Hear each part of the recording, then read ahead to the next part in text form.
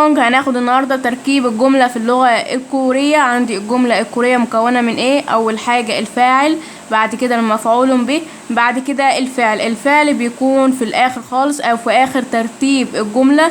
عندي الفعل نوعين اتنين، فعل حركي زي يأكل يشرب يجري يلعب، وفعل وصفي زي جميل جذاب وسيم.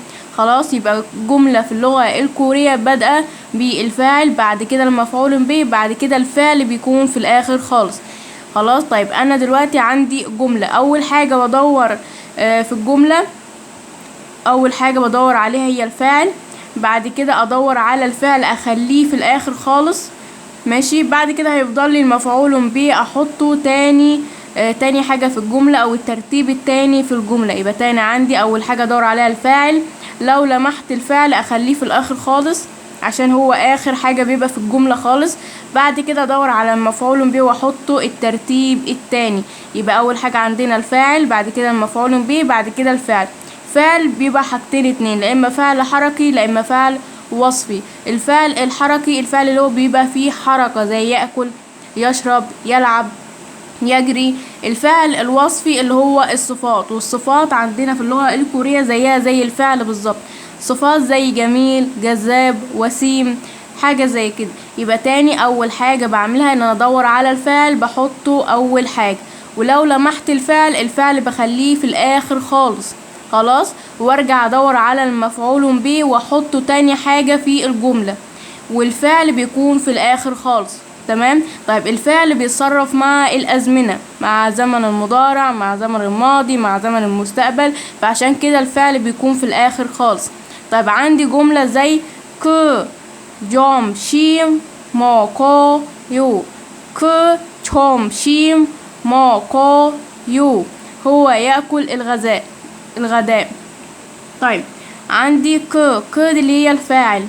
خلاص، توم شيم ده المفعول به، موكو يو ده الفعل، وفعل هنا يأكل فعل حركي. يبقى تاني عندي ك توم شيم موكو يو، عندي ك دي الفاعل والفعل بيكون باين هنا.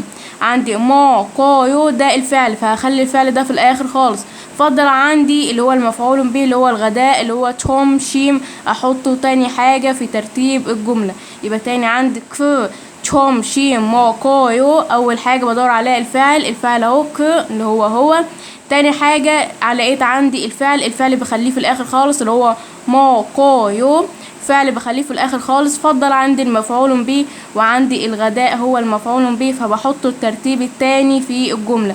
يبقى تاني ك توم شيم موكو يو، ك توم شيم موكو يو، هو يأكل الغداء. يبقى تاني عندي ك توم شيم موكو يو، هنا عندي ك اللي هو الفاعل، بعد كده عندي المفعول به اللي هو الغداء، بعد كده عندي يأكل ده فعل وفعل حركي، والفعل دايما بيكون في الاخر. يبقى تاني عندي تركيب الجملة في اللغة الكورية فاعل ومفعول به والفعل. الفعل بيكون في الاخر خالص، وفعل نوعين اتنين، فعل حركي وفعل وصفي.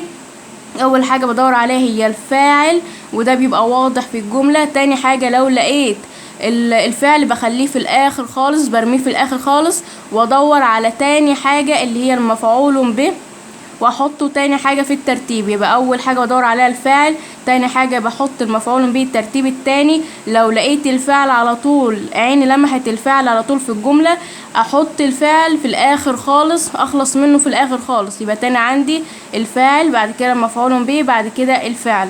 خلاص.